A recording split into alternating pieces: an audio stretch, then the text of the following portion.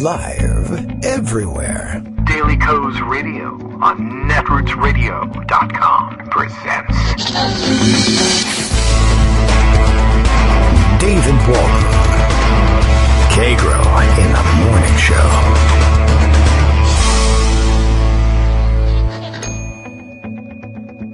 Now, here's David Waldman. Hey, good morning, everybody. I don't know, I thought I'd break things up a little bit. Good morning, everybody. It is December 31st, Tuesday, December 31st, 2019. This is it. 2019 is over. Our contract ends. We don't have a contract. But if we did, we would probably wouldn't have it end here. Anyway, the point is, the year is ending. We're going to be in 2020 tomorrow. That, of course, is an election year, which, as you know, in the Senate means that no more judges can be appointed. But I have a feeling they're probably going to break that rule. I just wanted to remind you that that rule was out there. But rules are made to be broken, and this one was never even made, so I suppose it's likely that that one will be broken too. Just had that hanging out there in the mind. Thought I would shake that one loose. Lots going on today. As it happens, it is currently New Year's Day in Australia, and Australia remains apparently on fire. I don't know if the whole thing is on fire. I think there's probably some parts that aren't, but it's hard to find them. Dramatic photos making their way around the world, displaying, I don't know where they were, where things were going on today, but the smoke of the fires was blotting out the midday sun. So that was a little bit scary. So best of luck to our friends in Australia. Any listeners in Australia? I mean, the charts say that there are. I just don't hear from them all that often.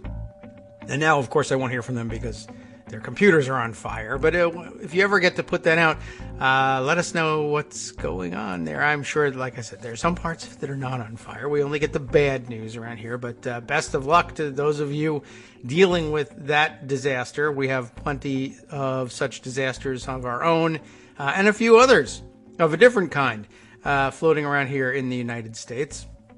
But best of luck to those of you dealing with that as part of the new year. Man, and of course, we'll be dealing with the new year in just a few hours. Lots of things we should be taking a look at. We'll comb through Pocket as usual and Twitter feed from this morning. Let's see. Lots I see happening already this morning.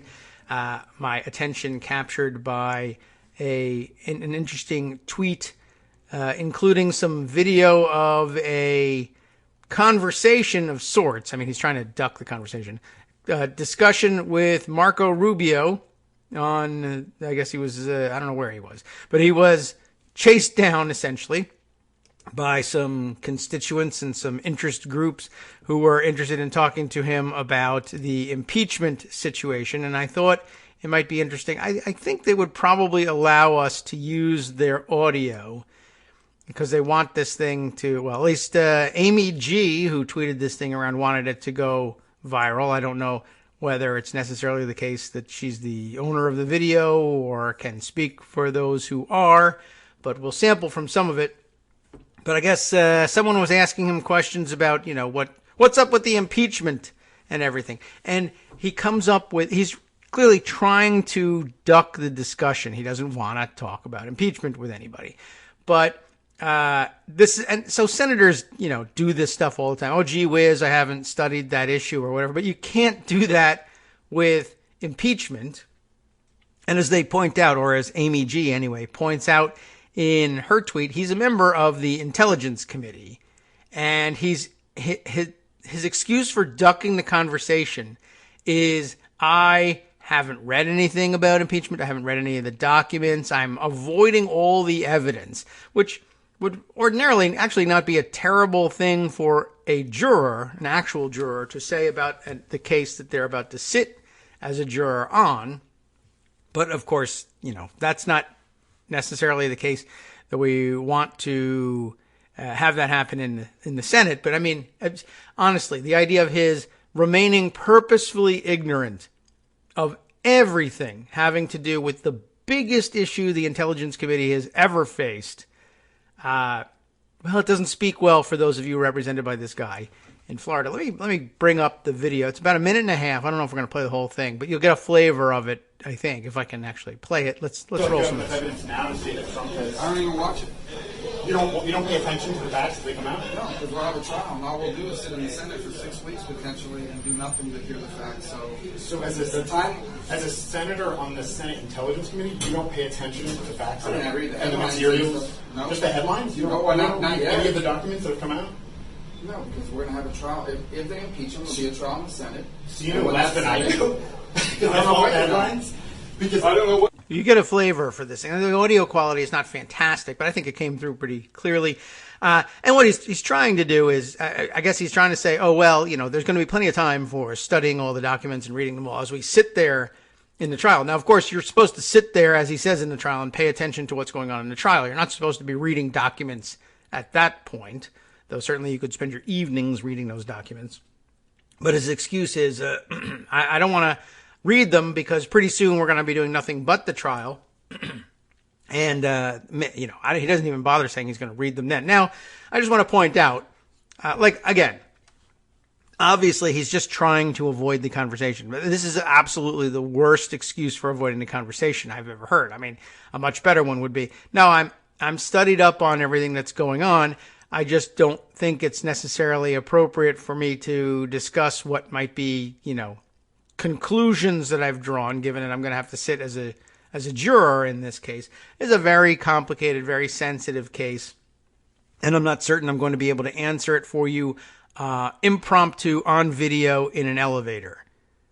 I would accept that as an answer. I mean, I wish you would discuss it with me, but I would accept that as an answer. But instead, he pretends that he has read none of the documents, none of the testimony, nothing, and remains willfully ignorant about something that was within the jurisdiction of a committee he serves on. That's obviously ridiculous. But imagine having to come up with a lie on the spot like that and to think my best bet is to tell this person, even if it's not true, that I am totally ignorant and completely lying down on the job and that I don't belong here. He's just a very stupid guy. But we've been told that before. And Armando has been the one among many, actually, who've told us just how stupid and weaselly Marco Rubio really is. I did wonder, though, what does this mean for all of the statements that he's already put on the record about how the impeachment is a sham or a partisan ploy or some sort of act being put on by Democrats? He seems convinced somehow, but it can't be from documents or a study of the record. Now, he did manage to put together for Fox News, for their website, an opinion piece on December 19th that ran under the title, Senator Marco Rubio, on impeachment, Pelosi improperly playing games and threatening partisan stunt. So, again, December 19th, he has reached this conclusion, but without any facts or studying anything. It's just, I won't even bother reading the article. You get the idea. And maybe the headline isn't necessarily his words, but I have a feeling it seems like the headline hints that it was pulled from the piece. Senator Marco Rubio, on impeachment, Pelosi improperly playing games. So he knows this because we don't know. He won't tell us what he's studied. He'd only tell us what he hasn't studied along the way. That would be the facts and the depositions and the documents and the video, et cetera, et cetera. So I don't know. There's another minute or so left in the exchange. I'm curious what else might happen. I know enough to see that if I had done as a private in the military, 1/1000th of the things that Trump had done, I'd be spending the rest of my life at Fort Leavenworth. If the president... He says he'd be spending the rest of his life at Fort Leavenworth. I don't know if that came across very well. The United States, the commander-in-chief, has invited a foreign adversary to attack our democratic processes. Has not just invited him, but bribed him with congressionally approved military aid. That's your assessment. That's in the transcript. Yeah, that's interesting too. I mean, I see the way he tries to take the exchange here. His interlocutor is saying, if Trump invites foreign powers to interfere in the elections, this is terrible. basically. Marco Rubio, interestingly, counters with, it's not a bad counter necessarily, but it's a bad counter for him, given how he set up this conversation. He says, well, that's your opinion. That's the conclusion you've reached. And so, I mean, our questioner here says, but that's in the transcript he released. And that's true, and that's a fine answer too, but maybe a better answer at this point. And I mean, you're thinking on your feet, you know. So I don't fault him for not coming up with this line, and maybe this line isn't even the most perfect one either. But Marco Rubio says, well, that's your conclusion that you've reached, you know, and I might not necessarily reach the same conclusion. And that's a fair answer, and a good answer to that is, well, I've reached this conclusion because I've read the documents. I mean, yeah, that's my conclusion. Having read the documents, I have reached this conclusion. You've read nothing. You just told me you haven't read anything. So, I mean, it's valid for you to point out that that's my conclusion. What I'm saying is, I think you ought to read the documents, because a rational person could only come to this conclusion. Allowing for the possibility that a rational person could come to another conclusion, don't you think you ought to read the documents or the transcripts or study the situation in any way, shape, or form? If that's the best observation Marco Rubio can make is, well, that's your observation. Yeah, and right now it's the only, studied observation in this elevator right now. Yours isn't backed by anything. It's ignorant. And I mean, and don't tell me you haven't reached a conclusion. You've published it. I've seen it. But who knows when this video was made. You heard Rubio say, well, if they impeach him. Unless he's floating the Republican line that somehow Trump hasn't been impeached because the documents haven't shown up in the Senate yet. I mean, I suppose that's a possibility. I didn't entertain that one. Should we roll a little bit more? It is kind of interesting. He admitted to it. Mulvaney admitted to it. He said we do it. He said we do it all the time. Well, were you not? I mean, you haven't read any of those documents? No, Mick Mulvaney's not being impeached. You're talking about the president, and the bottom line is that we're going to have. I mean, I don't understand. But we have a process for this. So, do you believe it was a perfect conversation? No, I already said that, but that's doesn't it make it wasn't? impeachable. Okay. You can disagree with the president, how he operates. You can Sure. disagree with the decisions that Sure. he makes. Right. This policy disagreement So, is not impeachable. would you say? So, you think it's just a policy disagreement?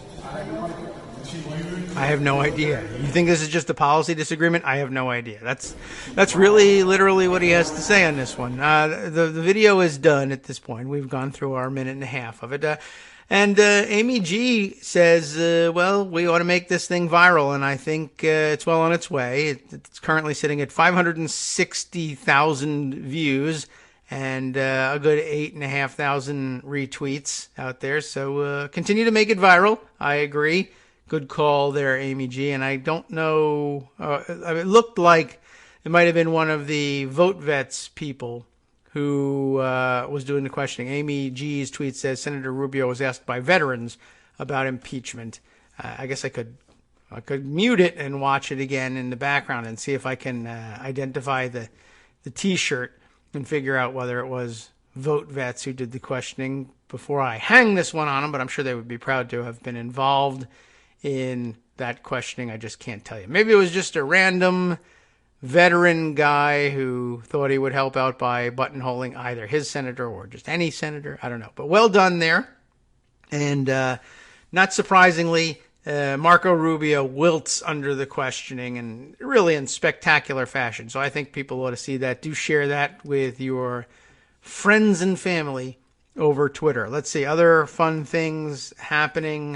We can roll back the Twitter feed. We can dive straight into the Pocket app. Oh, I had an idea about how we might use Pocket, and if I was able to, we'll have to see whether I can get to record another episode so I can give you something fresh tomorrow morning, or maybe you'll all be tired and want the day off and rerun will be fine. I had an idea about, I'm always saying, gosh, there's so many things in Pocket, and I wondered if I could or should record episodes where I dig all the way back in Pocket. Like, what's the oldest thing that I have sitting there unread on the air, just to, it might be an interesting retrospective on the show, or we might dig up something that inadvertently was put aside years ago and is suddenly relevant again.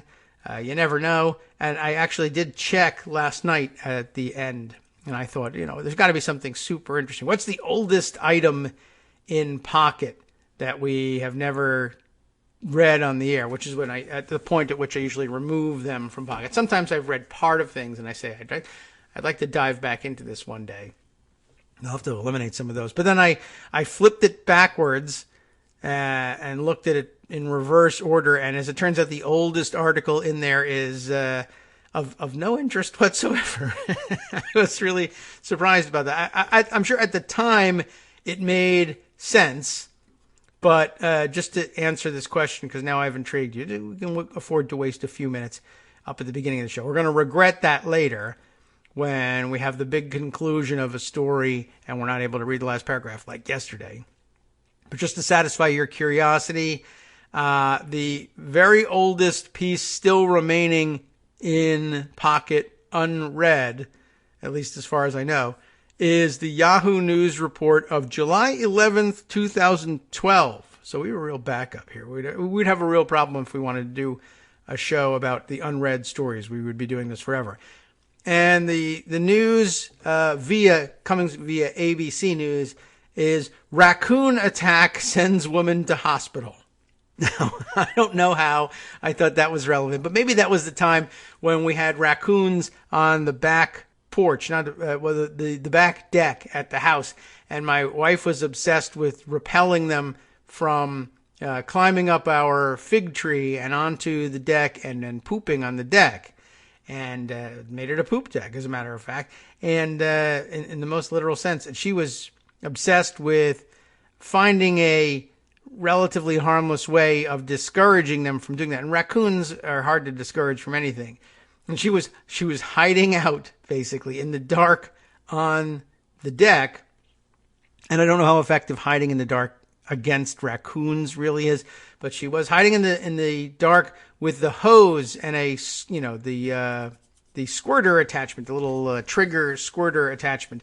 And when the raccoon came up, she would squirt him. She lay in wait for like half an hour for this raccoon and then squirted him with water. But you have to do that several nights in a row in order to really get it through. Raccoons are pretty smart, and they figure no human has the patience for this 2 nights in a row. But my wife showed them that maybe somebody then sent me this article. Look out, don't piss off the raccoons. They can attack you and send you to the hospital. And I think I probably wisely just decided not to read that one either to her or on the air. But that was a bit of a surprise.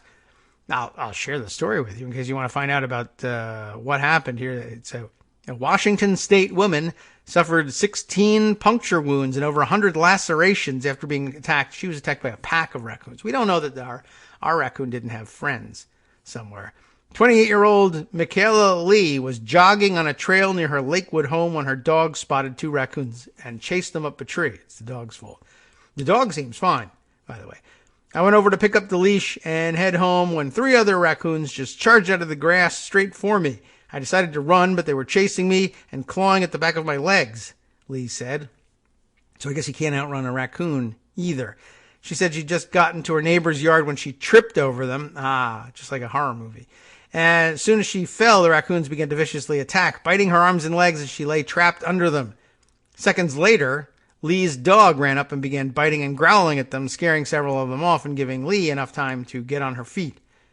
I'm so thankful that my dog is so loyal, said Lee, who believes it was the actions of her dog, Madison, that saved her from further injury. Probably true.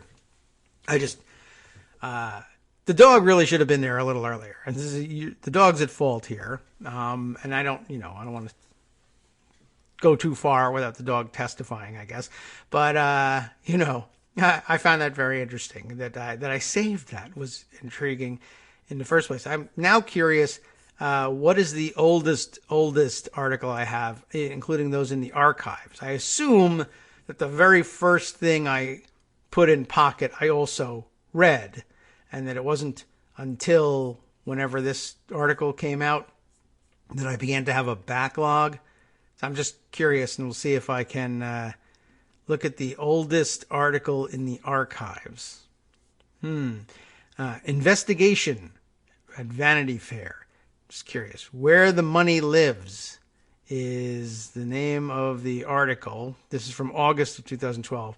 For all Mitt Romney's touting of his business record, when it comes to his own money, the Republican nominee is remarkably shy about disclosing numbers and investments. Isn't that interesting? I think I've forgotten, since Trump has been, of course, hiding his tax returns for so long. I guess this was an issue for Romney, and I guess he eventually made it go away by releasing some of his taxes, but I guess he kept some things a mystery. Just sort of interesting and curious. I don't think we need to spend any time on that one necessarily, but in case you're interested, I'll include that in the roundup too. Now back to the actual show. We might look for more highlights in Exploring Pocket, perhaps in if I can manage to put together a show for tomorrow. But for now, we'll head back to the current news and try and put together a current events show for you instead. Let's see. Where did we leave off yesterday? We, of course, ran out of time in reading the exciting conclusion of the article, of the rather depressing article about how the Tulsa massacre serves as a warning that history by itself is not necessarily a particularly reliable ally in bringing wrongdoers to justice or creating accountability out of thin air for the wrong, for bad acts or the worst events in history. And that's unfortunately true. And the big wind-up paragraph we ended up having to cut out of our show for time, essentially, not just couldn't read it. And in case you didn't get a chance to go back and read it, the big wind-up paragraph, I thought I at least I owed it to the writer to be able to deliver that. Jamil Smith, who wound up his piece by saying, "We receive constant reminders that the same history has left possibly thousands of Tulsa's ancestors dead and alone in the ground, murdered and forgotten solely for the nerve to be black and prosperous in a white world.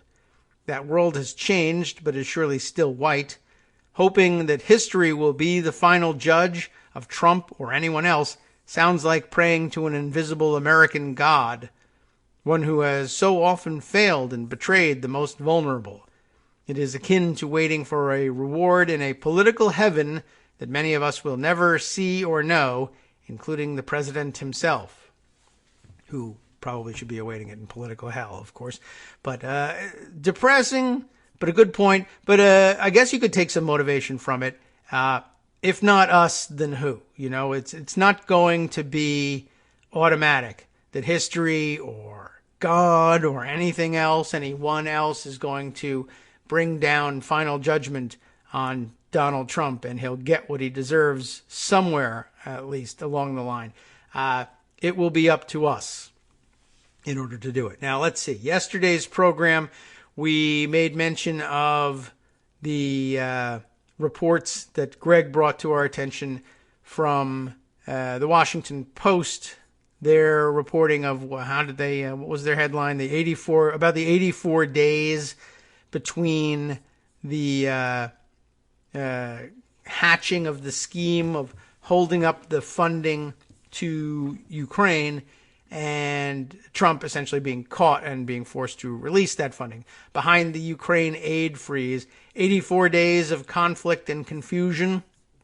It is worth reading through, though most of it will be familiar to you. There are a few nuggets, or as Greg Sargent put it, there's great value in reading it in narrative style. And so maybe what we can do by way of recapping and moving forward on it is to take a look at Greg Sargent's discussion of it from yesterday's Plumb Line, which he runs under the title of Explosive New Revelations Just Weakened Trump's Impeachment Defenses.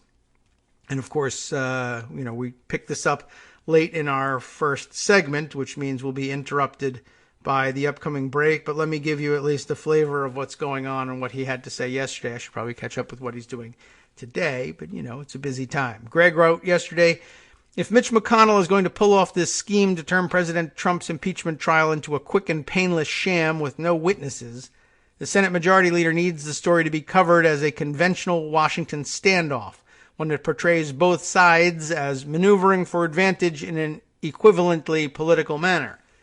But extraordinary new revelations in the New York Times, I think I said Washington Post, wrong about that, in the Times about Trump's corrupt freezing of military aid to Ukraine will, or should anyway, make this much harder to get away with. McConnell badly needs the media's both-sidesing instinct to hold firm against the brute facts of the situation. If Republicans bear the brunt of media pressure to explain why they don't want to hear from witnesses, that risks highlighting their true rationale.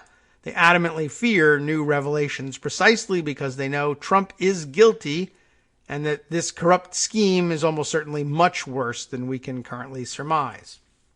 And I think that's largely true. I guess it's sort of wishful thinking, though, and I can't blame them for engaging in it. I engage in it, too. I don't know if they are really ever going to have to explain why they don't want to hear from witnesses. The fact that they don't, and the fact that Democrats want them to. I mean, there obviously is a reason, and good reporting would dive into it. But I think headline-level reporting is simply satisfied with Republicans are doing X, and Democrats prefer Y, and both sides, and he said, she said, and that's it. Anyway, that possibility, he wrote, is underscored by the Times report. And I have to get ready for our break here and make sure that our music is cued, and so far it isn't working. Here we go. We're 2 seconds late on that. That possibility is underscored by the Times report, a chronology of Trump's decision to withhold the aid to a vulnerable ally under assault while he and his henchmen, and only good guys have henchmen, right, extorted Ukraine into carrying out his corrupt designs. The report demonstrates in striking detail that inside the administration, the consternation over legality and propriety of the aid freeze and confusion over Trump's true motives ran much deeper than previously known. Hi, it's me, David Waldman, your host for Kagro in the Morning, and I've learned that I either need to update these announcements more often or stop saying that the announcements are brand new. What's not new is that this message, too, is a call for your support in keeping the Kagro in the Morning show on the air. My thanks go out to all of you who do support the show through your donations. The stats say that Kagro in the Morning fans download our program about 2,000 times each weekday. But our donors make up only about 8% of our daily listeners. Patreon.com, Patreon.com, makes it simple to make easy, secure, recurring monthly contributions to support our show. Patreon.com/KagroX gets you straight to our donation page. If we're helping keep you sane during the Trump era, consider what that's worth. $1 a day? 50 cents? One thin dime? We do about 20 shows a month, so pick a number, do the math, and head to patreon.com/KagroX to let us know. Thanks again, everyone, for all your support.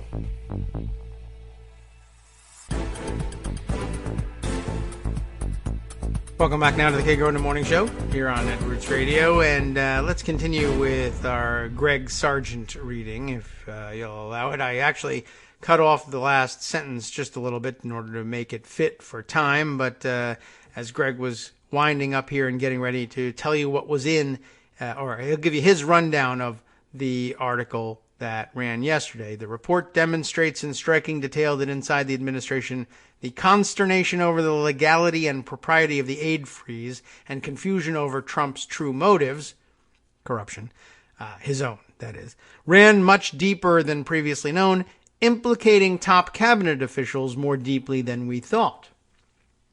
Now, among the story's key points, as Greg has it here, as early as June, acting White House Chief of Staff, right? Acting White House Chief of Staff, yes.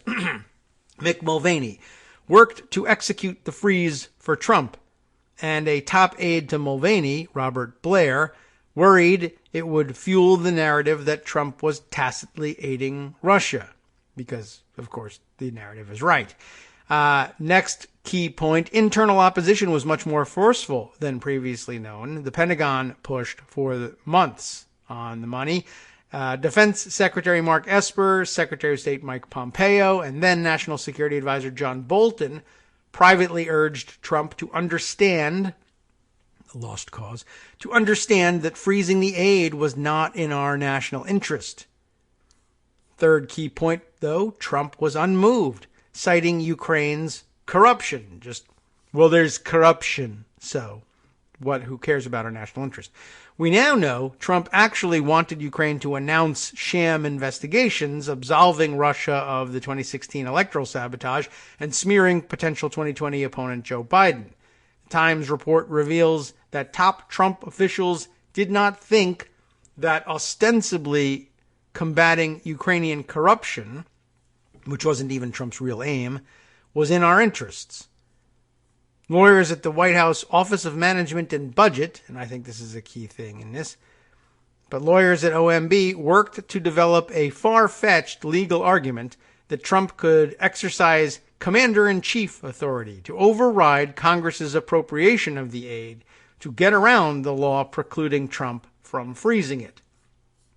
Long story short on that, the deal is that this was unitary executive commander-in-chief authority run amok, but the same stuff that was problematic for the George W. Bush administration is once again cropping up here in the Trump administration. In other words, everything that the Bush administration did to push the envelope on executive power did indeed, unchecked, come back with the immediate next Republican president in more potent and worse form, exactly as predicted, because no one was held accountable for it.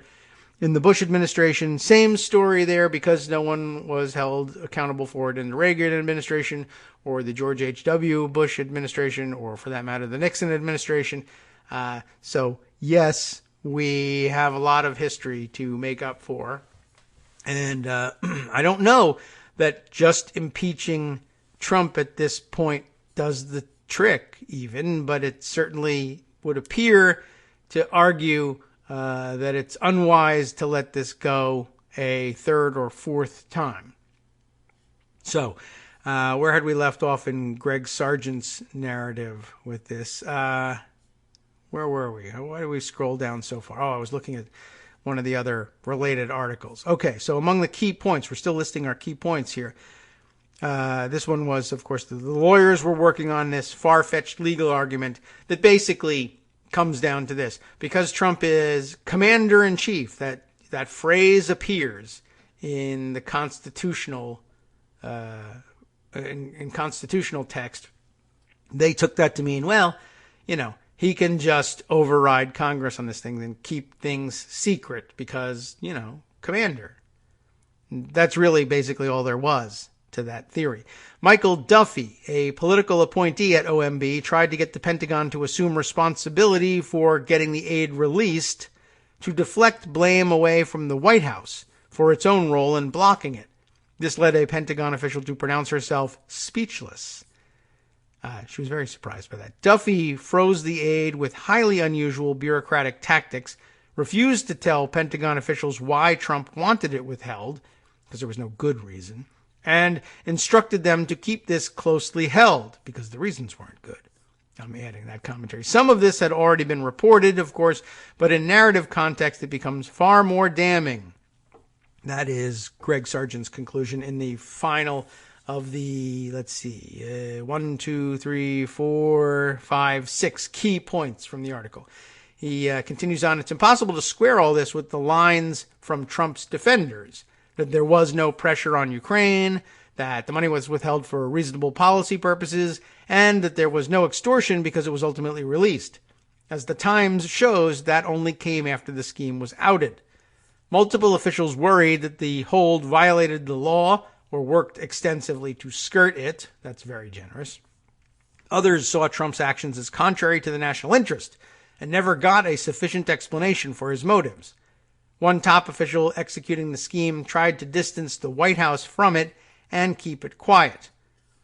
What makes all of this new information really damning, however, is that many of these officials who were directly involved with Trump's freezing of aid are the same ones Trump blocked from appearing before the House impeachment inquiry. This should make it inescapable that McConnell wants a trial with no testimony from these people Democrats want to hear from Mulvaney, Bolton, Duffy, and Blair, precisely because he, McConnell, wants to prevent us from ever gaining a full accounting. We now have a much clearer glimpse into the murky depths of just how much more these officials knew about the scheme and just how much McConnell, not Mitch McConnell, but that works too, just how much McConnell and Trump are determined to make sure we don't ever learn. That's so indefensible that it might even breach the levee of the media's both-sidesing tendencies. We can, of course, take that with an enormous grain of salt. There's more. Greg always has more. Trump's defenders are taking a huge risk, he says in his next session. Here is another possibility. If McConnell does pull off a sham trial, leading to a quick acquittal, more might surface later that in retrospect will get hung around Republicans' necks and reverse reveal just how corrupt their cover-up really was. That is a possibility many people are discussing.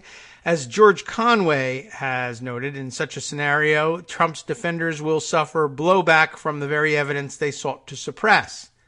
Maybe. This new report underscores the point. The Center for Public Integrity is currently battling the administration over a tranche of OMB and Pentagon documents related to the aid freeze that CPI just obtained due to a court order. This is how Duffy's emails surfaced, but much of what CPI has obtained has been blacked out. CPI is asking a judge to lift the blackouts, and a ruling is expected as early as March. So it's plausible that CPI could obtain a great deal of new information, showing even more clearly how worried officials were that Trump's freeze was breaking the law in only a few months.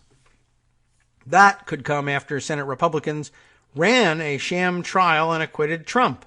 Do they really want to be on the hook for having suppressed such evidence, even in the face of a whole new round of deeply incriminating revelations? They don't want to, but they will. Apparently, they see that outcome as less risky than allowing witnesses to testify, which again shows how worried they are about allowing the American people to gain a full accounting of Trump's corruption. It all makes good sense. It's all well-founded. It's just a matter of will logic prevail, or will Republicans simply say, this is how we've chosen to roll the dice and this is how it's going to be?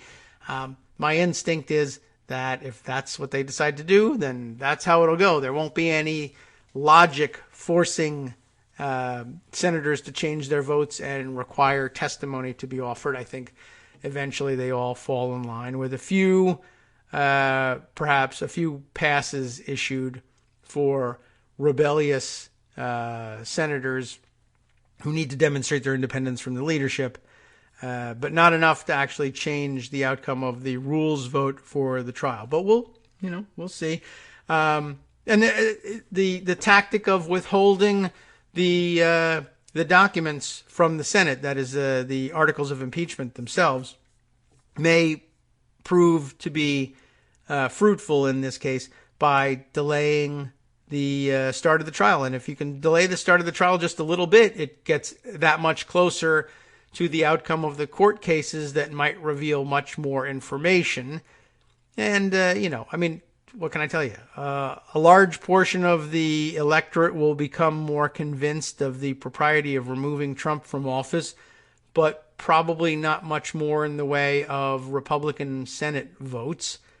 But, as they point out, maybe the payoff in all of this is, okay, well, now you are committing them to a cover-up, even as larger portions of the American people and the electorate come to the conclusion that that was the wrong choice. And some of those senators, some, face re-election in 2020, and maybe people will remember for the bulk of the year and cast those votes appropriately come November. We'll see. It's just one of those things we'll have to wait on. All right, let's see. Other items in the news, not all necessarily related to impeachment, though we could certainly fill the entire day, minus what we've wasted on the raccoons, on that subject. But let me just turn for a minute to yesterday's news. Yesterday's news about the day before. We didn't discuss, maybe at all, the church shooting in the curiously named Texas town of White Settlement, which I'm hoping against hope, is so named because a man named like Bob White settled there, but I have a feeling maybe not. But I don't actually know the history of the region. But if you do, you can let me know via Twitter or any of the other electronic means that might work. See if you can grab my attention.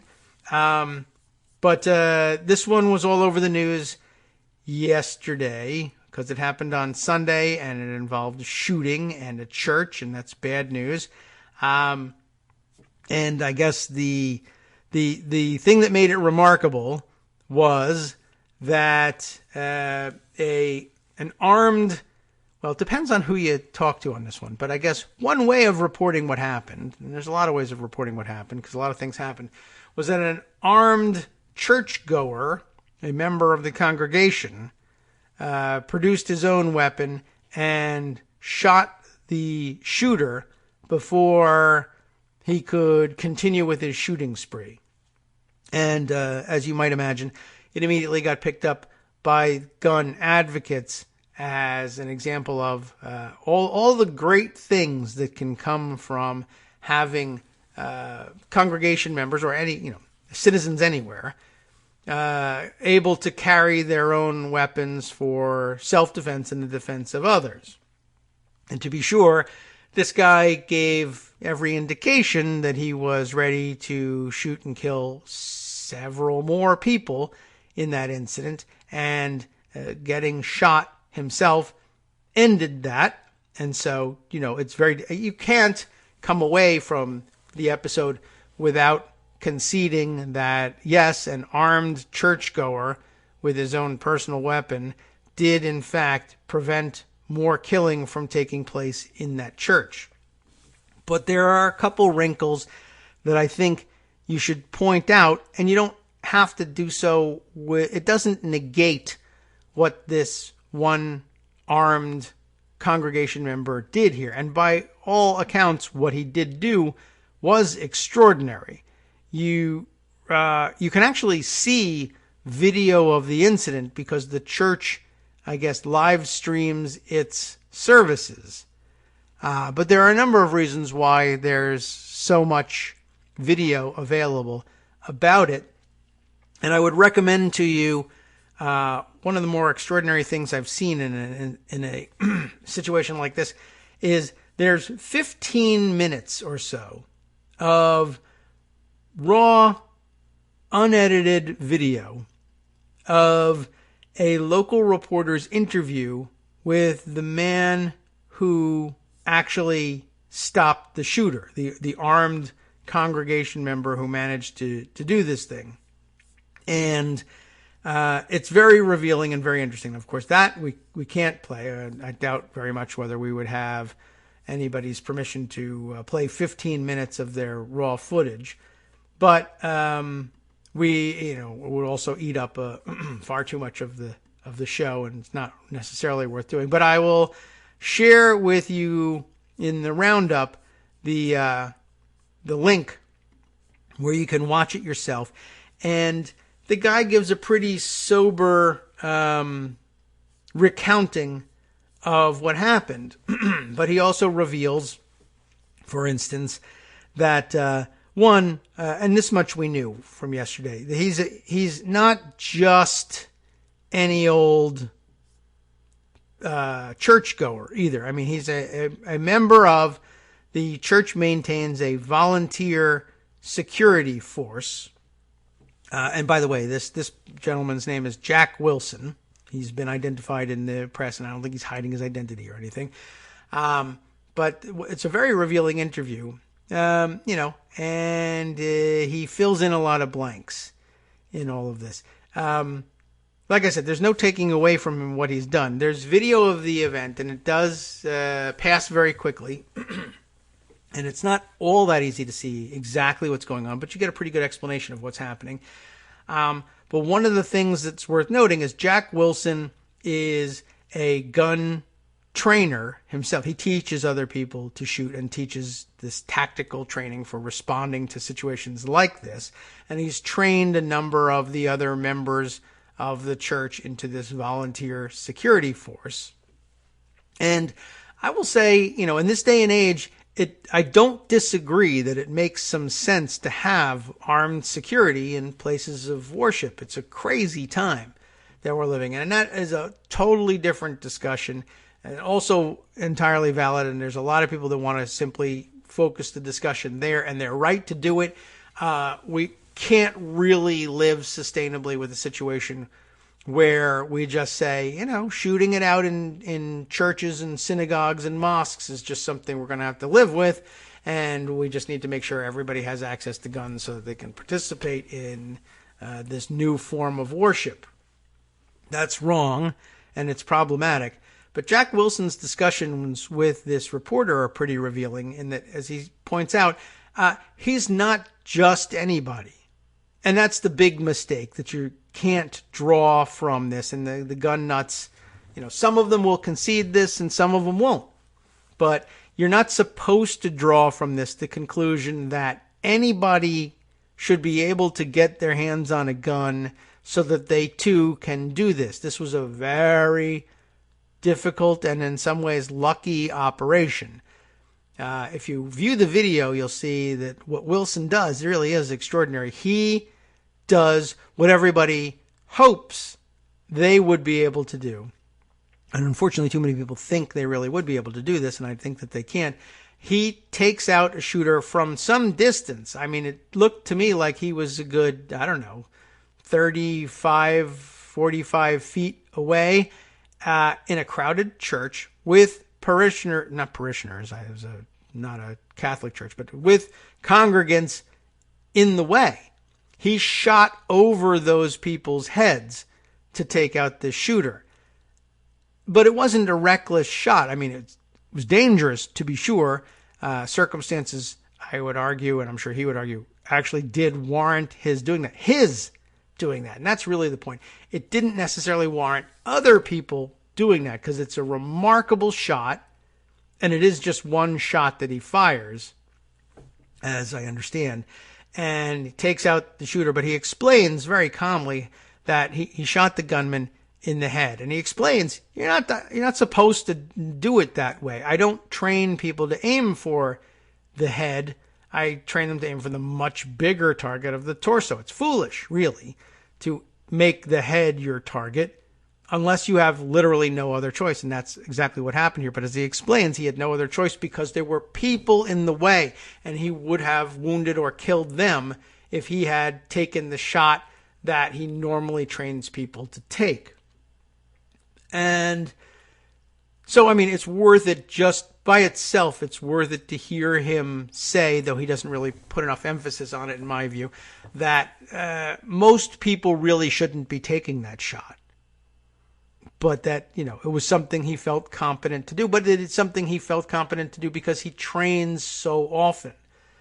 The missing element in all of this is that 99% of people who come into possession of a gun, even legally, and even who, get trained as concealed carriers, etc., aren't competent to take that shot. But what was even more interesting was that he lets us know a couple of other mitigating circumstances, I guess, some additional information that I think would help a rational person process what to take away from this event. One of the things we learn is that this person, remember, there was a big part of the news yesterday was that the whole thing was over in about 6 seconds. 6 seconds from the beginning of the shooters revealing himself and beginning to shoot to his being brought down by Jack Wilson. So I think it was like 4 to 6 seconds is what they were saying. Admirable, from that perspective. But what we learned from Jack Wilson's interview was this shooter was on the radar from the beginning. From the moment he walked into the church, everybody knew something was wrong about this guy. He was apparently dressed all in black. He was wearing a hood, and he kept his hood up during the service, and he was there, and it was a relatively warm day, and, they're down in Texas, so a warm day is nothing to sneeze at that point. But he's wearing a long coat and, baggy clothing, and it's all black. And apparently he's there in a, obviously, I guess obvious to everyone around him, fake mustache and beard and a wig. So he's clearly in disguise, and a bad one at that, bad enough to be spotted by other churchgoers and the security team. And as he said, there were 6 members of their security team. They had 6 armed security team members there that day. And I don't know whether other churchgoers similarly were armed on their own. I don't know what the church's policy is on if you are bringing your own gun to the church, whether or not you have to alert their security team or not. I would be very interested to know about that, by the way.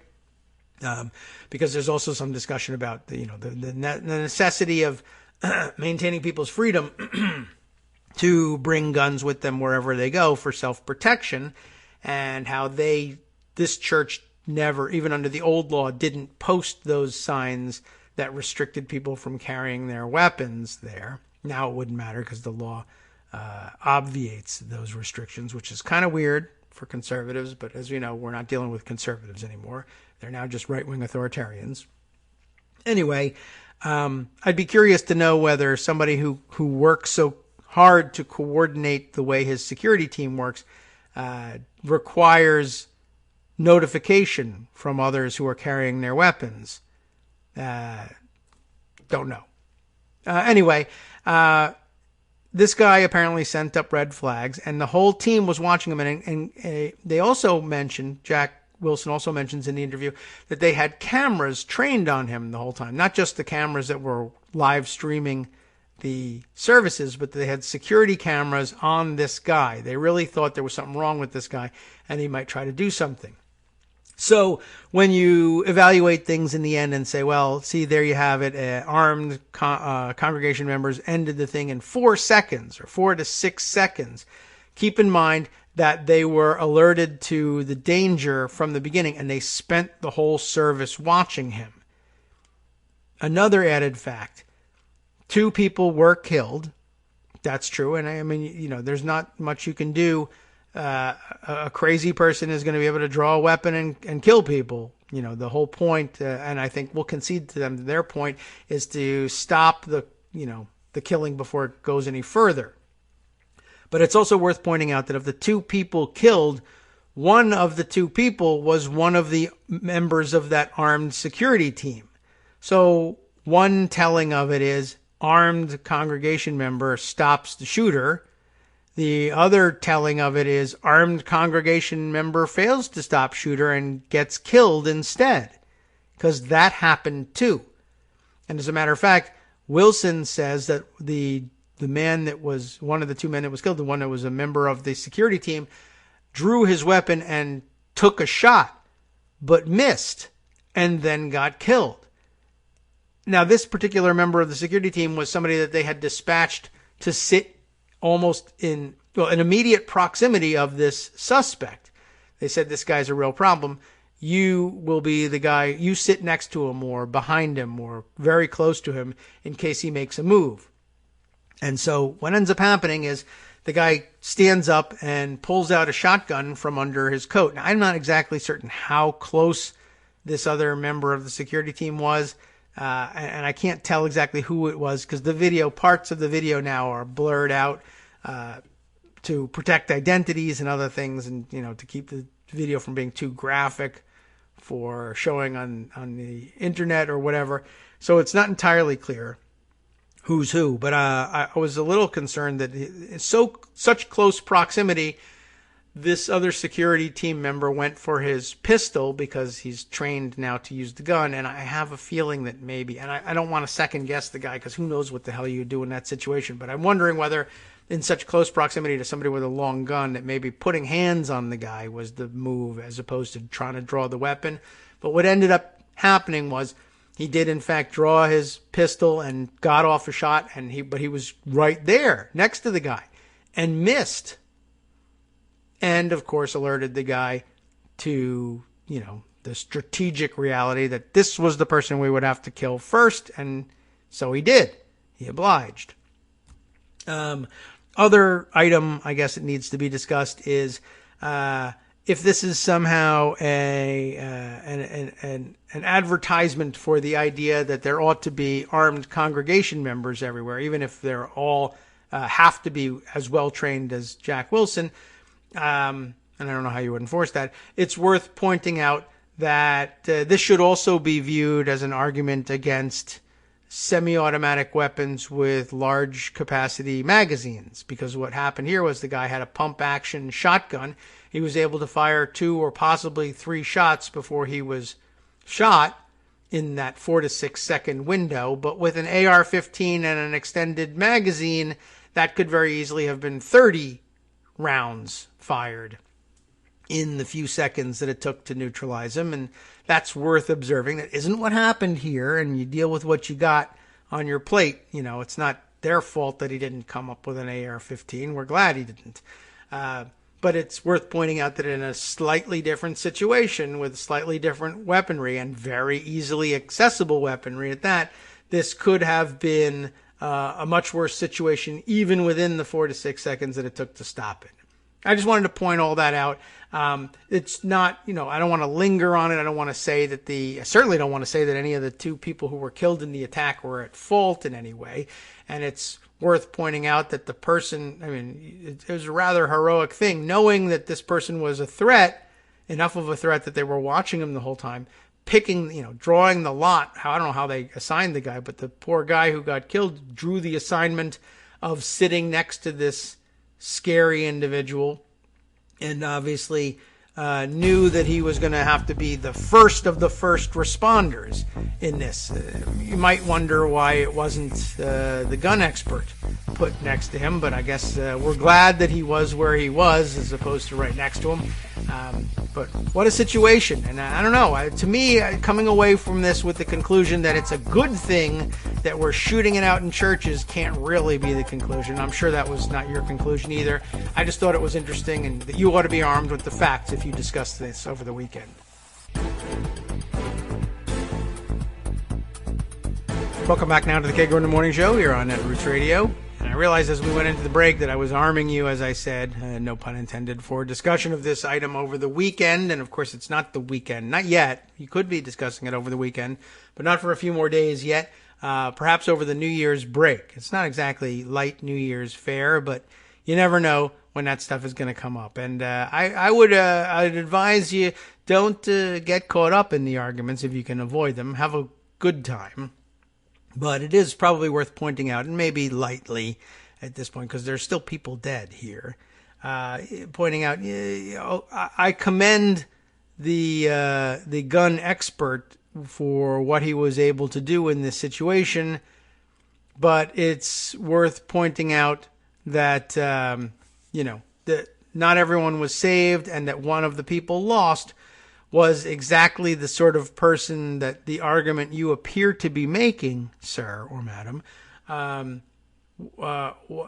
was supposed to, we were supposed to come away with the belief that that person would be the one that emerges unscathed in all this. And that's also, I guess you could point out, by the way, you know what I haven't heard very much of from people who are convinced that this was a proof of concept is I haven't heard very much about how these things only happen in gun-free zones. That's sort of ordinarily what they bring up first. These shootings only happen in gun-free zones, and I know exactly how they'll weasel out of that one in case you're wondering. But, we'll go over that in a second. But these shootings only happen in gun-free zones, and shooters target gun-free zones because they know they'll get away with their crime in a gun-free zone. Well, again, this was a church, according to the interview with Jack Wilson, that had never, even under the old law, prohibited people from carrying their own weapons in their congregation. So they were very noticeably holding themselves apart from the ability that churches used to have in Texas to exclude weapons. So that would be a terrible place to launch that attack. And yet that attack was, in fact, launched there. And gee whiz, we're all puzzling over it. Now, how do they wiggle out of that? They say, well, what we say is that mass shootings only happen in gun-free zones. And this wasn't a mass shooting because only 2 people, 3 if you count the gunman, were shot. And, our official working definition is 4 people have to be shot in order for it to be a mass shooting. So this wasn't a mass shooting, and it was prevented from becoming a mass shooting because it wasn't a gun-free zone. And, they've got some wiggle room on that one. But it doesn't help very much with the shooters target gun-free zones argument. It falls pretty flat. In fact, it just basically defeats it right out of the box. So maybe you want to hold on to that one. Now, I'm also informed along the way from our friend Asparagus Zucchini, one of our, 2 of our favorite vegetables, as a matter of fact, that all the stuff we hoped wasn't true about the name White Settlement is true. I had an inkling that it was, and I saw some people kind of discussing it yesterday, but for a while I held out hope that it was just Ralph White's ranch that they settled on, but it was racists. The city got its name according to Wikipedia, and according to Asparagus Zucchini's relaying of the Wikipedia report, the city got its name because it was the lone settlement of white pioneers amid several Native American villages in the Fort Worth area in the Texas Republic territory in the 1840s. So there you have it. White people live in white settlement, and they might think about changing that at some point. But, on the other hand, why erase the history? The history of Texas is racist. So be it. We're not hiding from it. I don't know what the real solution is there, or whether a solution is even necessary. But by the way, I guess if you were looking for a safe haven among Native American villages there, and you felt like as a white settler you were in danger among the Native Americans, a good place to live in the area would have been in Fort Worth, because it was a fort. But who knows? Maybe it really wasn't. And maybe there was just no room for civilians living there. It's not like Starship Enterprise, for God's sake. It's a fort. Get out of here. You want to settle? Go settle. You think you're in danger? Go somewhere else. There's only so much we can do for you here at this fort. Anyway, the complicated racial history of Texas, ladies and gentlemen. And that's all the time we have for that. And we'll move on from there. But anyway, I thought that was important to note about the big gun story from yesterday. To take nothing away from this guy, Jack Wilson, who showed remarkable restraint. He was pointing out again in his interview that he very prudently waited. It was all over in 4 to 6 seconds, but I guess it could have been over in 3 to 5 if he had shot earlier, except then maybe it might not have been over because he would have shot a congregation member. He was very patient and very competent. And basically, my takeaway from this is the truth is that the policy, if your policy takeaway from this is everyone should get guns and there shouldn't be any requirements about training and you should just be ready to defend yourself at all times and there should be thousands of them on the street and everybody should be capable of popping off a shot at a moment's notice, that really isn't the takeaway. And Jack Wilson spent an awful lot of time in his interview talking about the amount of training that goes into it and what kind of training he offers his fellow congregation members who want to defend themselves or join the security team. And, without faulting him, one inescapable conclusion is there was nothing magic about the gun or the training in combination that enabled the first person on hand, who was unfortunately killed in the incident, to contain the situation. Guns are a dangerous thing, and having lunatics running around with them, quite aside from the question of having competent but not necessarily expert, normal, law-abiding citizens running around with them, it doesn't magically create any situation in which the gun or the training or the combination of the two save you. You can be killed just the same. And I think Jack Wilson would probably acknowledge that. But, you'd also have to acknowledge, well, maybe your odds are better. Maybe. But after the fact, finding out that the odds were better doesn't help if you're burying somebody. And, of course, that brings us right back to the question of, well, isn't the real question that guns shouldn't be so readily available because then the shooter wouldn't have had such easy access to it? I mean, I guess he could have gotten his hands on an AR-15 or something, but I guess all it was the free market. The genius of the free market saved everybody. Why aren't we saying that economics saved us in making the AR-15 too expensive for this person to come by? I don't know. You never hear that argument made because it would be dumb, but that doesn't prevent other dumb arguments from being made in the middle of all this. All right, we'll move on from this. We will briefly pause to note that Joe Biden said something ill-advised again yesterday, and I don't know how seriously we have to take it or are supposed to take it. As a matter of fact, Lawrence Lewis has a recommended diary over at Daily Kos that tries to unwind all of this. But I guess the comment being discussed yesterday was Biden purportedly floating the idea that he would be open to naming a Republican as his vice presidential running mate in the name of putting together some sort of unity ticket to really stick it to Trump or whatever. And I immediately took the comment. I didn't hear the comment live or anything like that. I only saw it once people were complaining about it.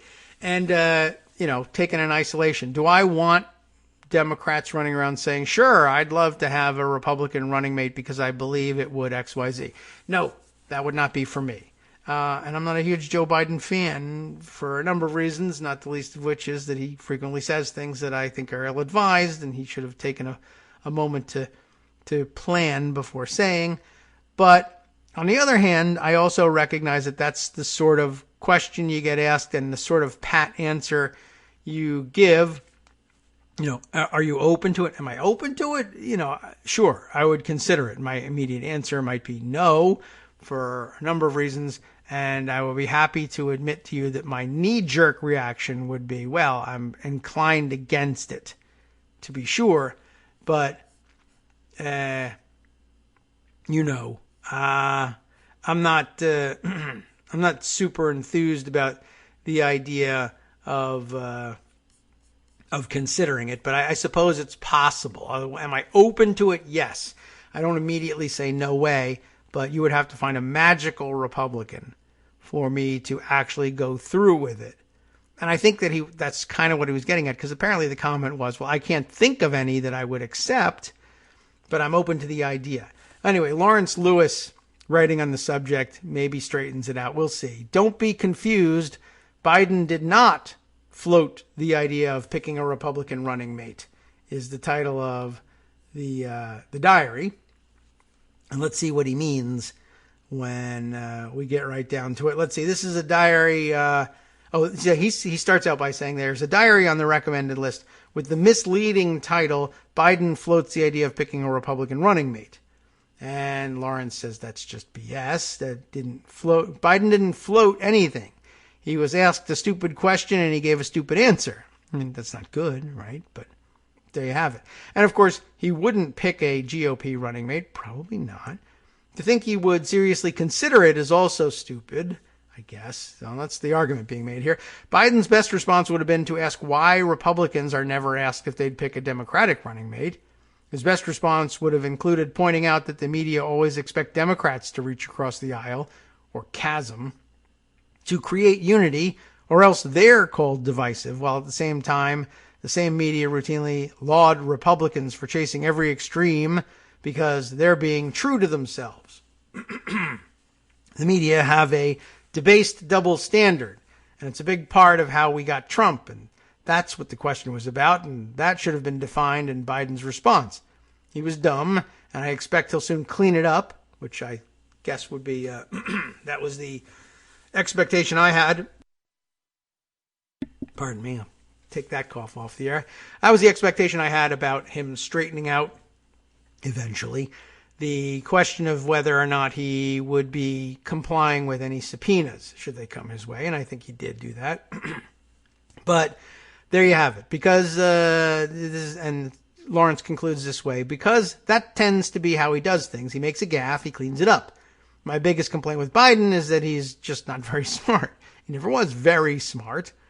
He's not stupid and unhinged like so many leading Republicans, but he's not very smart. To be clear, I'm not planning on voting for Biden in the primaries, he says, but I'll have no problem voting for him if he's the Democratic nominee. I guess this is now obligatory. Everybody has to write this. But don't try to make this latest dumb moment into something it wasn't. Biden didn't float anything, and to claim he did is at best false. I think I get the point there. And I guess I would have to agree. I mean, it is a little misleading to say, well, he floated it. He was asked the question and he answered. I wish he'd answered differently. But the idea that he walked out to some microphones and said, hi, everybody, I just wanted to let you know, thinking about a Republican for vice president because I think it would be an awesome idea. That's floating it. Saying, I don't know, I guess I'd be open to it, but I can't think of anybody who would be acceptable is something else. I don't think we've framed things right if we put it that way. All right. So I just thought that was worth sharing with everybody. And I think I've pocketed that properly so that I can share it with that particular essay with you at some point when we round everything up. Let's see. Other things that we might want to catch up on news-wise generally, without getting any further into impeachment at this moment. We'll do this later on. We do have to return to the subject. Note for the record that yet another cop has been found falsifying anti-police statements on their coffee cup. How do you like that? I just happened to see this one go by on Twitter, but I've been watching it be discussed. I watched it be discussed all day yesterday, including its revelation. The story's revelation yesterday, along with immediate suspicions from the Twitter audience that, this I bet this one's going to turn out to be fake too. I happened to see here, let's see, a CBS News, a CBS News report on the subject. There are several others out there.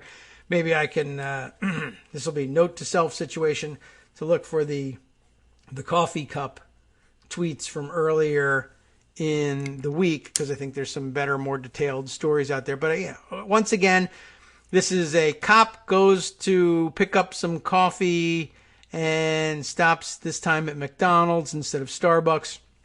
You remember that a week or two ago, the story was that somebody went to pick up a coffee order for the dispatchers who were working on Christmas Day. I think that was the story, right?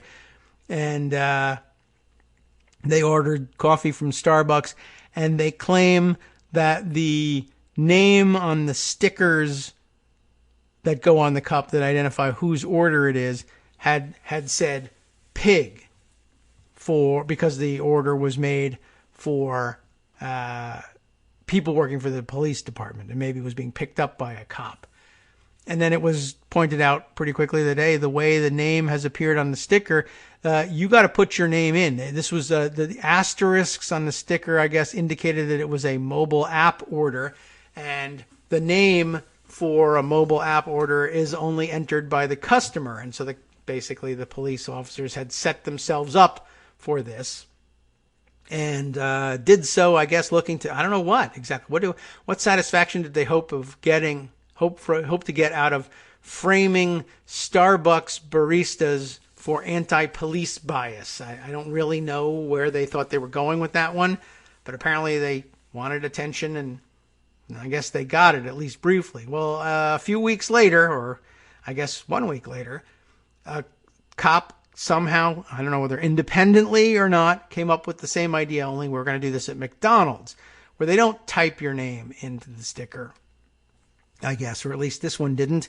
And instead, he circulated a picture of the coffee cup that he was handed with the receipt taped to it, which may or may not be how they hand out coffee when you're ordering only coffee at McDonald's. I don't know. Taped or somehow stuck to the cup with written in marker pen, like maybe Sharpie. Like I think possibly Donald Trump wrote this. The words effing, we'll clean it up for radio, which it isn't. It's a podcast. We can say it, but we choose not to. Effing pig, it said. I mean, very creative.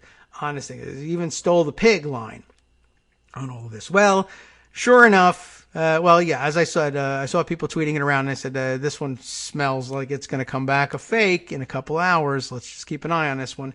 Sure enough, it did. The manager or owner of that particular McDonald's location said, hey, we keep security video here. Everybody basically keeps security video here now, too. So we can see the entire process of the preparation of this coffee before it's handed out the window to the cop, and no one stops to write anything on any piece of paper or anything.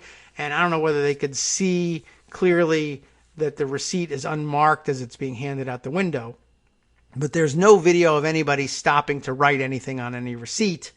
And sure enough, the cop did it himself, and I think has admitted as much and is now in disciplinary trouble. But by the way, why would anyone suspect? Why would even cops suspect that Starbucks baristas and McDonald's employees would be so keen to write messages on the coffee cups calling cops pigs? And I suppose that part of the answer might be, well, they might be among that segment of the population who either believe that all police participate in police brutality, perhaps against African Americans, or they could be part of the contingent, and there's much overlap here, who believe that cops are corrupt and will frequently plant evidence of wrongdoing on suspects that they want to run in and cause legal problems for, whether because of their race or anything else. Lo and behold, we have 2 instances of cops planting evidence to frame the people who are serving them coffee. I do not know what it is that cops may or may not have against people who are selling them coffee. Maybe they feel like their coffee should be free and they're angry. I don't know. I don't know why they would believe that the bulk of Americans would believe that people who sell coffee to cops are bitter about it, but it's not working out. They can just stop this now. It also led me to the thought, as I read about how the McDonald's franchise owner said, yeah, the security camera footage proves that no one in this restaurant, it's a McDonald's, but they call it a restaurant. You know how they do these things. Wrote that message on the coffee cup or on the receipt. So now I'm wondering, is there body cam footage somewhere that we could get through FOIA or something like that of the cop writing that on his own coffee cup? Or does the footage not exist because he turned off his video camera, which would be some nice, interesting guilty mind evidence? Or maybe, I don't know, different cameras have different policies. Maybe they only activate when you're out on a call or whatever, but you'd think it'd be rolling all the time, but maybe it isn't. Anyway, I'm just curious. Now that the video element has been introduced, it would be remarkable to come up with body cam video of the cop writing it on his own cup. I mean, we already know he did it, but video evidence would just seal the case. I think it would be amazing. So FOIA warriors, maybe that's something you could consider working on. It's sort of out of my league. I don't really do that often enough. Anyway, let's see. There's a couple of other items. Let's run over to Pocket and pick up on some of the interesting and fun things that ought to be included in today's roundup. Let's see. How about this piece? Since tomorrow we'll be at least not on the air live and missing out on talking to our friend Joan McCarter, let's read a Joan story on the air. I thought this was an interesting one. North Carolina Republicans find out Tea Party hero Mark Meadows is a fraud. I know you would never have guessed that Mark Meadows is a fraud. But this is a very interesting and particular kind of fraud that will make even Republicans mad. I thought that was interesting. Story she wrote up and had posted on the front page yesterday. Representative Mark Meadows, Republican of North Carolina, and a big star in the whole impeachment context, shocked a lot of politics watchers last week when he announced his retirement, seemingly out of the blue and just one day before the deadline for candidates for the House of Representatives to file. The Freedom Caucus maniac is expected to find some role in Donald Trump's White House, which is fitting, but he's leaving behind a lot of disgruntled North Carolina Republicans. It seems his last-minute announcement wasn't the result of soul-searching and agonizing about leaving office. Sources in North Carolina tell Politico that it seems to be more about boxing out candidates to replace him, making way for a friend of his wife's, who launched her campaign just hours after his announcement. Linda Bennett, a real estate agent and Republican activist, is close friends with Debbie Meadows and had her website and Facebook page at the ready, published within hours of Meadows' retirement announcement. Now, a lot of people do plot their announcements and websites waiting to see whether somebody is going to retire, and they don't announce it until they do, and then they're ready to roll immediately to try to box out the competition. But there's more to it here. And what's more? Let's find out what's more. What's more, according to Politico's digging, Bennett's campaign website was registered back in October by Scott Meadows, who seems to be Mark Meadows' brother.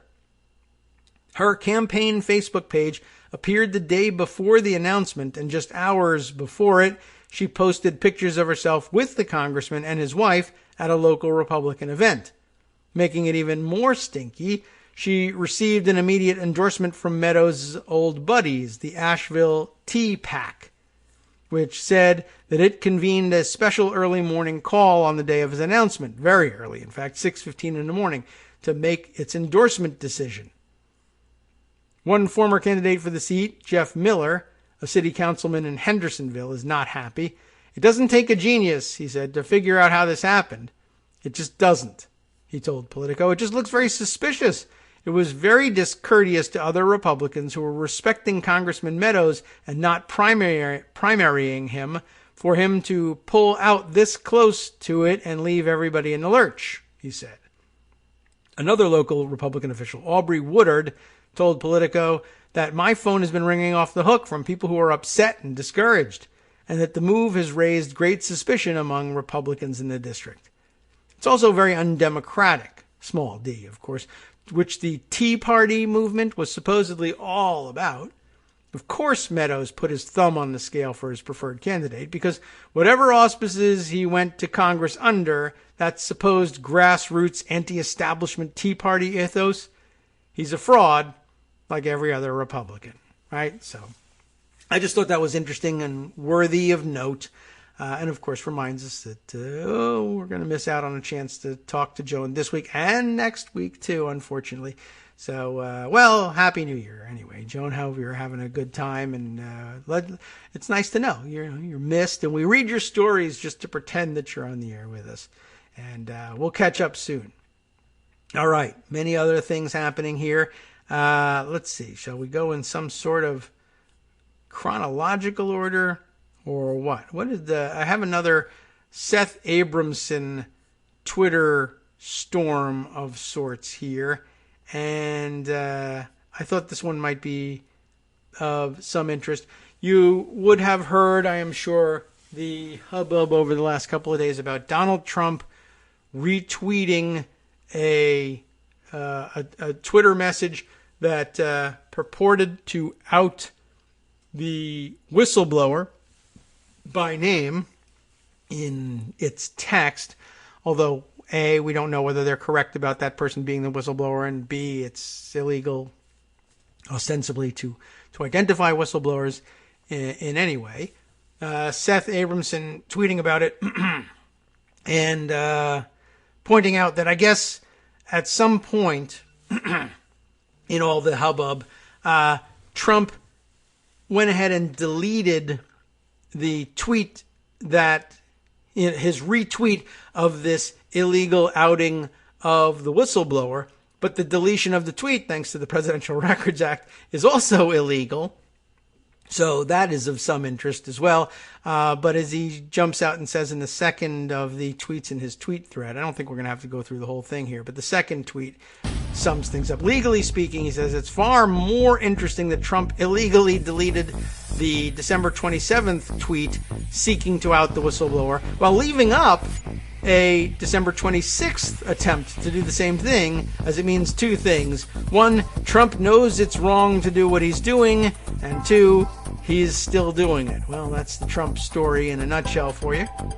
So just following that aspect of the world of craziness, according to Trump. We'll be right back. Hi, everybody. It's me, David. Let's change things up from the old fundraising pitch for just a minute and talk instead about how you can be a part of our show. If you've got a smartphone or any other electronic recording device, why not sit down and record a segment for us? Read us an important article and give us your take. Read one of your own original essays, or even just give us your commentary on something you'd like to share that's important to you. Then send the file to me at kagrox@gmail.com, and I'll try and work it into the show.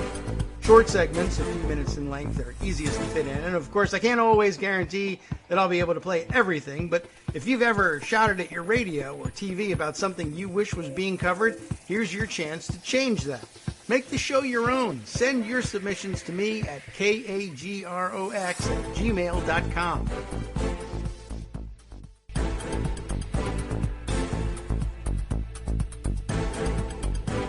Welcome back now to the Kagro in the Morning Show.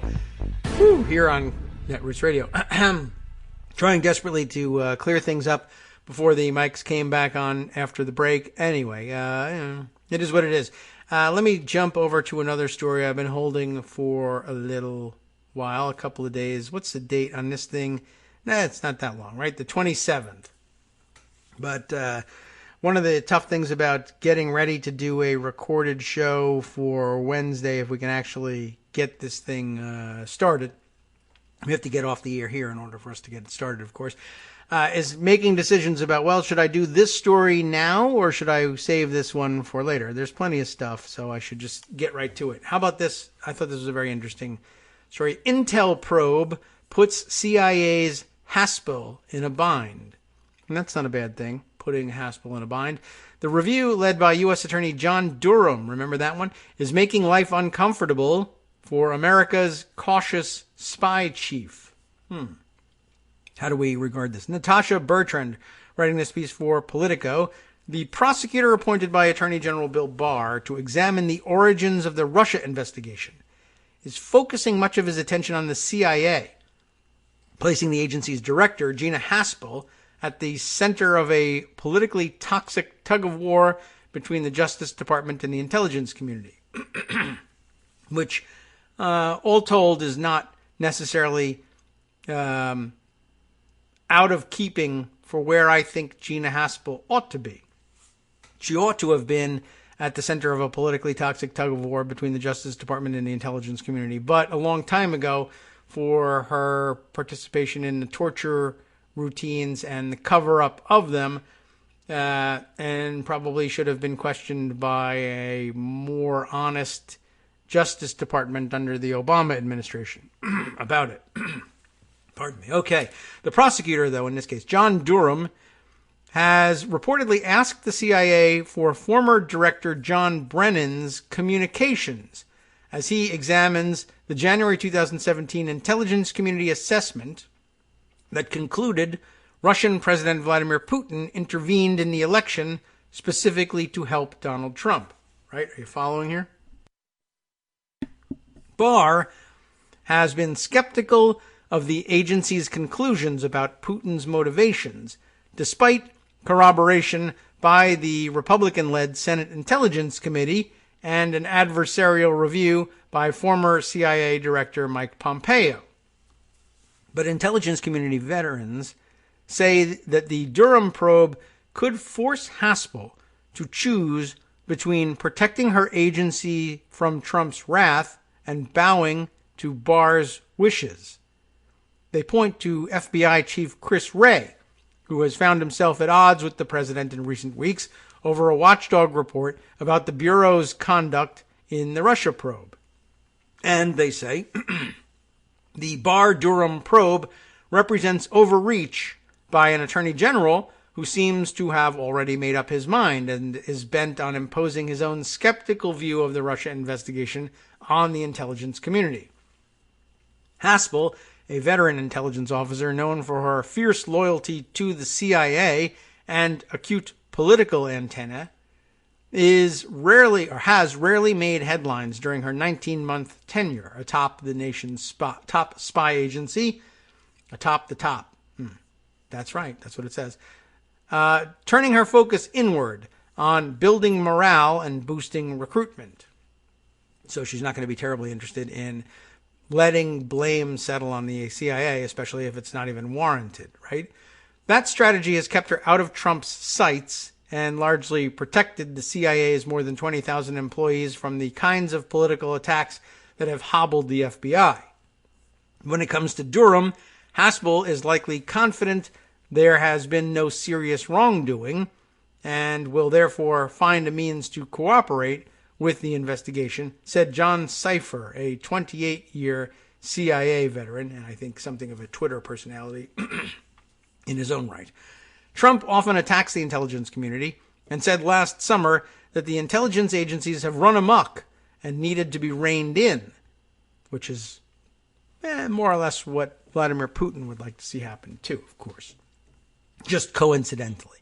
But he's never openly criticized Haspel, instead calling her highly respected and tweeting last year that, quote, there is nobody even close to run the CIA, which it's not a very convincing remark, and is poorly enough constructed that you could easily make fun of it.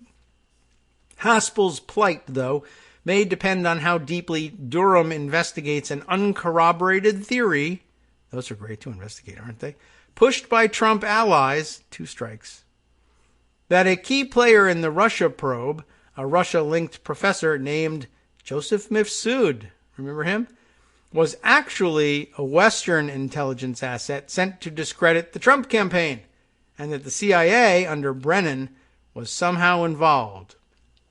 Okay, so now we see revealed at the center of this, what is this uncomfortable position she's in? She has to decide whether or not to incur Trump's wrath by resisting or agree to participate in an investigation that centers around the uncorroborated theory pushed by Trump allies that Joseph Mifsud was actually a Western intelligence asset, not a Russian intelligence asset, and had been planted in order to try to disrupt and discredit the Trump campaign, and that the CIA of the Obama administration was somehow involved in running that operation. There will, of course, be no evidence of it, because the CIA never leaves evidence behind, because they're international super spies. And they're so effective at their task that they would never be discovered, except we discovered them, which therefore discredits them as intelligence operatives. But we love them anyway if they cooperate with us. And if they don't cooperate with us, then we hate them, because by not cooperating with us, they've successfully avoided detection, which means they're great spies, but they spied against us and screwed us over, and so therefore something. I mean, you can see it's a terrible situation. That's not really what Haspel's bind is per se, but the bind for the rest of us, I guess, includes something like that. All right, let's see. Haspel's plight. We explained that one. Haspel was the CIA's station chief in London in 2016, when the U.S. Embassy there was made aware of Mifsud's contact with a Trump campaign advisor, George Papadopoulos, by Australian diplomat Alexander Downer. Haspel was briefed on Downer's outreach to the embassy, according to a person familiar with the matter, but it's unclear whether she was then made aware of the FBI's plans to interview him or knew about the Bureau's use of an informant, University of Cambridge professor Stephen Halper in London. That's a new angle for me. So I guess what's happening here is, by the way, extraordinarily similar claim here. Did you notice that? Trump allies have the theory. They're, of course, the ones promoting the theory that it wasn't Russia that interfered, or at least not only Russia, that interfered in the 2016 election, but maybe a 400-pound guy on a bed, and also Ukraine. So it wasn't Russia, their theory goes, it was Ukraine. And similarly here, it wasn't Russia that was running Joseph Mifsud, it was America. So the people to blame here are Ukraine and America. America first, though. So we're going to blame America first. They're the blame America first crowd now all of a sudden, somehow. I don't know how that happened. Anyway, so just notice that once again, all evidence points to Russia. Well, we say it doesn't. On what issue? Any issue. If it points to Russia for some unknown reason, we're very interested in pointing out that we don't really think it was Russia, and neither should you. I wonder who benefits from that, and obviously the answer is Russia. But okay. But the new twist, I guess, on this is Haspel's stationed in London when the U.S. Embassy in London gets word that Mifsud has had contact with Papadopoulos, who tells them that Papadopoulos has had contact with Downer and told Downer that he's anticipating the release of lots of dirt on Hillary Clinton, possibly from the Russians. Haspel gets briefed on Downer's report to the embassy that he's spoken to Papadopoulos, who says he's after this dirt. Now, the new wrinkle is it's unclear whether Haspel knew at the time that the FBI planned to interview who? Downer? Maybe. Or whether she knew that the FBI was using an informant in London who was a professor at Cambridge, Stefan Halper. I'm not clear just yet, but maybe it'll be cleared up in this article about why Halper is supposedly problematic. An Inspector General report released earlier this month said the embassy's deputy chief of mission at the time briefed the FBI's legal attaché and another official whose title is redacted, but is Haspel. Okay. That's a good one. According to another person familiar with the matter, anyway, on Downer's outreach. So to take that laughter out of it, an Inspector General report said the embassy's deputy chief of mission at the time briefed the FBI legal attaché and Haspel on Downer's outreach. The attaché told the Inspector General that Haspel, upon being briefed, said the Downer information sounded like an FBI matter. Okay, that sounds reasonable, actually, if you ask me. One former intelligence official said, it's unlikely Haspel would have been read into the FBI's subsequent operation, given how closely held it was within the Bureau and the Justice Department. But Trump's allies have been asking questions about what Haspel knew about the probe since before she was sworn in as director. Why'd they swear in as director? I don't know. But that's what they were doing before she was sworn in. Barr, who has taken a hands-on approach to the Durham investigation, was reportedly in London over the summer discussing the probe with British intelligence officials. He told NBC that the purpose of his recent travel to the UK and other friendly foreign governments was to introduce Durham to the appropriate people and set up a channel through which he could work with these countries. See, when Barr travels to talk to foreign governments about conducting investigations, he brings an actual government investigator with him and introduces them and says, talk to this guy. When Trump does this, he sends Rudy Giuliani, which is problematic. Anyway, among those Durham interviewed while in London was Terence Dudley, according to a person with knowledge of the interview. Never talk to the Dudleys while you're in London. They're all traitors. You know that to be the case from having watched movies about them historically. But okay. Dudley, a defense attaché at the U.S. Embassy, and I'm sure he's not a traitor, met with Papadopoulos in London several times in 2016 and also was interviewed as part of Special Counsel Robert Mueller's investigation. Dudley did not return a request for comment. A U.S. attorney doesn't just show up on your doorstep in some of these countries and say, hey, I want to talk to your intelligence people, Barr said. The countries wanted to initially talk to me to figure out, what is this about? What are the ground rules? Is this going to be a criminal case? And I guess that's semi-reasonable, except that it's not usually the Attorney General who does the traveling to go over there to assure them of those things. I don't think. Usually, I'm sure an FBI or DOJ attaché can do that, but all right. It's sensitive. The Attorney General shows up to say, you should talk to this guy. Former CIA officials, however, said a U.S. attorney shouldn't be showing up at a foreign government intelligence service's doorstep at all. That's probably true.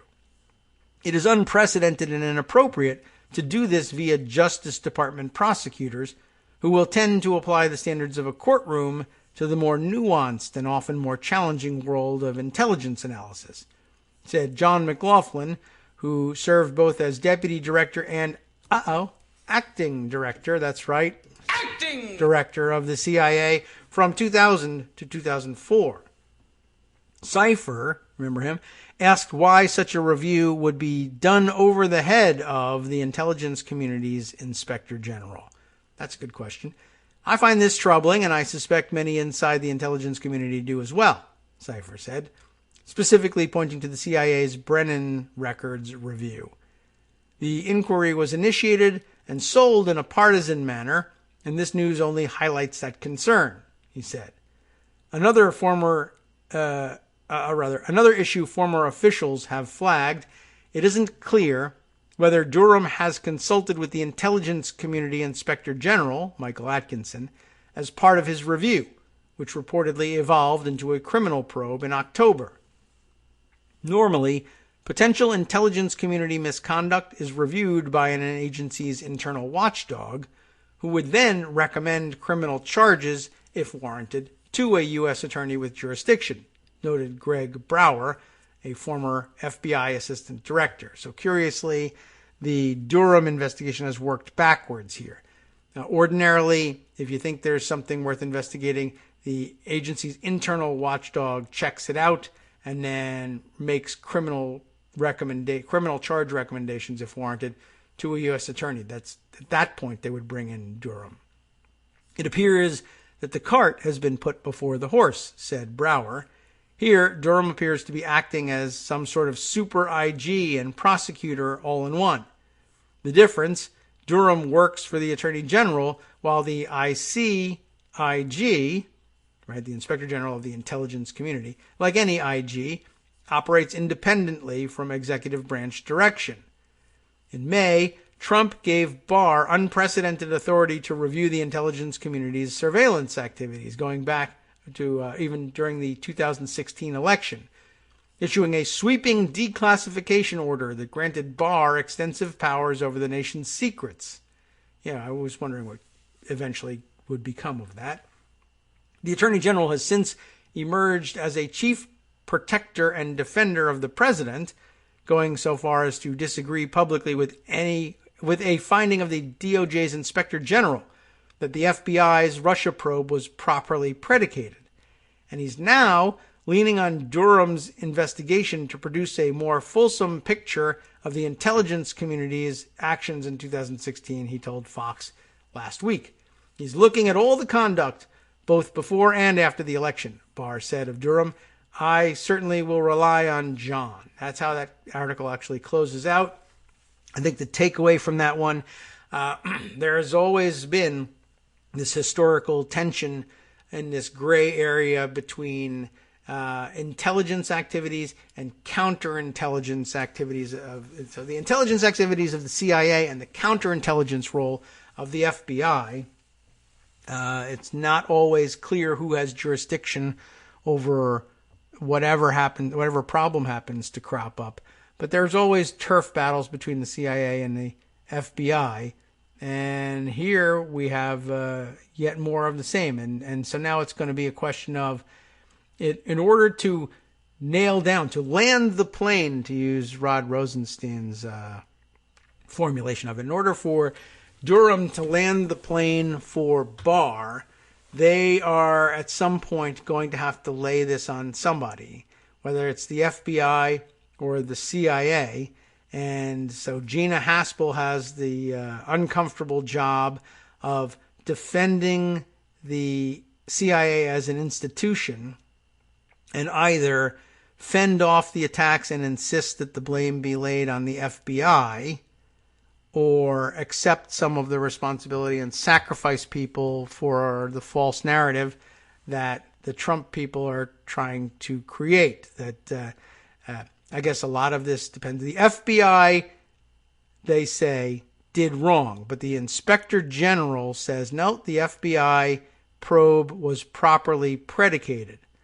In order to bolster their claim that the Inspector General's conclusion is wrong, they now need for the CIA to, I guess, fabricate evidence that Mifsud or someone else who was critical to the predication of the FBI probe was in fact an American intelligence asset being run by the previous administration in order to attack Trump.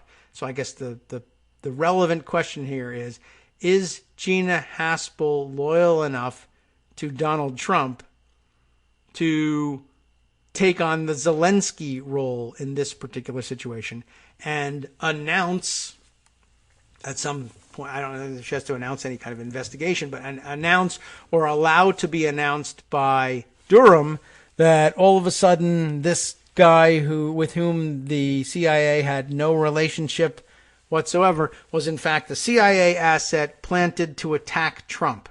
And we just found this out. And they're totally secret memos and no, you can't see them.